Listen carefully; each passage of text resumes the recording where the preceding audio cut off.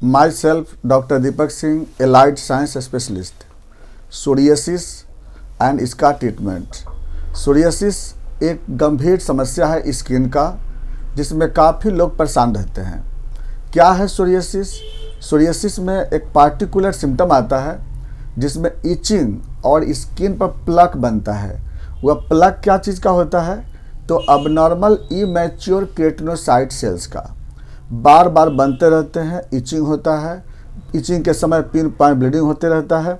इस तरह का आपको सोरियासिस का पेशेंट मिलता है। हम लोग बात करने जा रहे हैं कि इसका क्या है ये और कैसे इसका इलाज करते हैं। देखिए, सबसे पहली बात है कि आप स्किन के बारे में थोड़ा जानते होंगे, हल्का सा बताते हैं समझने के लिए कि स्किन में 3 लेयर होता है, डर्मिस, हाइपोडर्मिस और ऊपर में होता है एपिडर्मिस।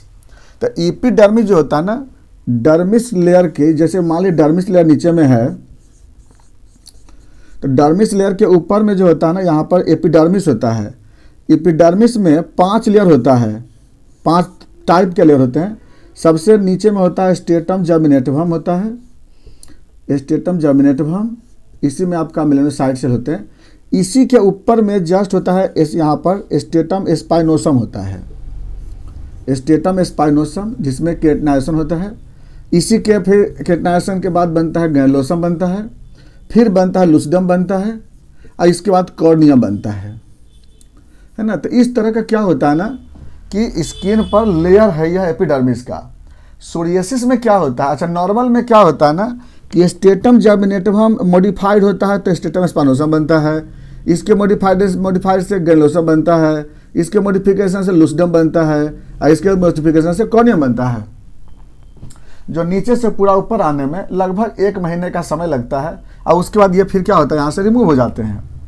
लेकिन सोरियासिस में क्या होता है कि स्ट्रेटम स्पाइनोसम के बाद यह आगे का मॉडिफिकेशन नहीं होता है।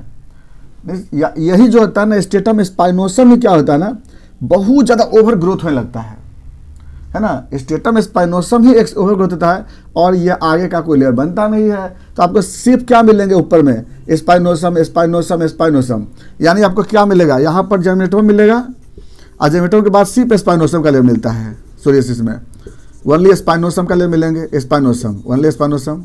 तो क्या होता है कि बहुत ज़्यादा लार्ज अमाउंट में आपको केराटिनाइज सेल यहाँ पर स्पाइनोसम बनते रहेंगे। अब बन करके डिपॉजिट होगा, कुछ दिन जमा होगा, 10 दिन 5 दिन तक जमा होगा, फिर उसका वहाँ पर क्या होगा, इचिंग होंगे, प्लग बनते हैं। इसी को हम लोग बोलते हैं सोरियासिस बोलते हैं। तो स्किन के सरफेस पर आपको क्या होगा, जहाँ भी सोरियासिस होगा ना, वहाँ पर क्या होता है, वो आपका सिल्वरी कलर का, ग्रे कलर का एक लेयर बनता है। वह लेयर फिर क्या होगा, इचिंग होता है। इचिंग के बाद उसका जब खरोचेंगे तो बाहर निकलेगा, खरोचने पर वहाँ पर ब्लीडिंग होता है, पिन पॉइंट ब्लीडिंग होता है। इससे लोग काफ़ी परेशान रहते हैं, खास करके इचिंग की वजह से। हालांकि ये वेराइटीज़ तो कई गो होते हैं, आपको प्लग टाइप के होते हैं, पस्चुलर टाइप के भी होते हैं, नेल सोरियासिस भी होता है। लेकिन अब ये सोरियासिस आपको ज़्यादातर कहाँ पे मिलता है, स्केलेटल एक्सपोज स्किन पर, जहाँ पर का स्किन का जस्ट नीचे क्या होता है ना, बोन होता है, जैसे स्कैल्प स्किन हुआ, एक्सटेंसर सरफेस हुआ। ये सब जगह पे क्या होता है ना कि बहुत ज़्यादा अमाउंट में वहाँ पे आपको क्या मिलेंगे, वहाँ पे आपको केराटिनोसाइट मिलते हैं, वहाँ पे केराटिनोसाइट मिलते हैं। तो इस तरह से क्या होता है कि सोरियासिस आपको बॉडी में डेवलप होता है, अलग अलग साइट पे अलग अलग तरह के मिलेंगे। अब चलिए अब बात करते हैं इसका कि इसका पता कैसे चलेगा।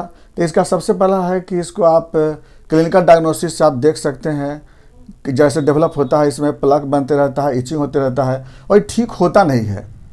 कारण क्या है? इसके कारण तो बहुत अननोन है, किस वजह से होता है। ऑटोइम्यून भी बहुत सारे बोला गया, कहीं दूसरे जगह का एंटीबॉडी आकर के यहाँ डिपॉजिट हो जाता है, जैसे बीटा स्ट्रेप्टोकोकस का एंटीबॉडी वगैरह आके जमा हो जाता है, और जिसके कारण यहाँ पर ऐसा स्ट्रेटम स्पाइनोसम में चेंज हो जाता है नेचर।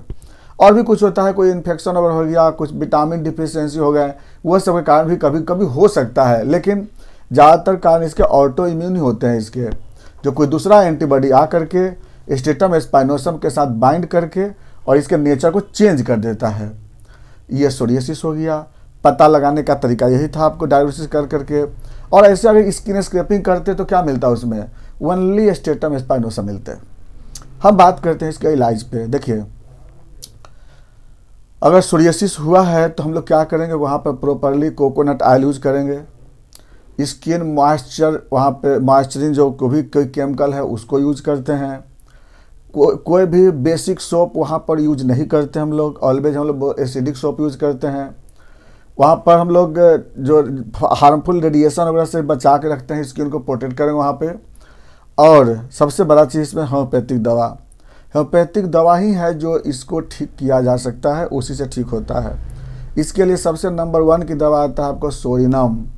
सोरिनम जो होता है, इसको हाई पावर में एक डोज जो होता है पेशेंट को 10 दिन पे या फिर 20 दिन पे एक डोज दिया जाता है पेशेंट को। वो डायरेक्टली आप टंग पे भी दे सकते हैं। इसके बाद अगर इससे भी इचिंग अगर नहीं कंट्रोल में आता है तो हम लोग क्या करते हैं, सल्फर का एक डोज हम लोग दे करके छोड़ देते हैं पेशेंट को। नंबर 2, इसमें हम लोग आर्सेनिक अल्ब 200 पावर में हम लोग क्या करते हैं कि इसको सुबह शाम चलाते हैं आर्सेनिक अल्ब को। 3rd नंबर में चलाते हैं हम लोग एनाकार्डियम। एनाकार्डियम जो है 30 पावर में हम लोग सुबह शाम चलाते हैं। एनाकार्डियम में है कि जैसे मान लीजिए सपोज मॉर्निंग में अगर बाई द वे ज़्यादा इचिंग होता है इसमें, या नाइट में होता है, तो उस केस में हम लोग इसको चलाते हैं हम लोग।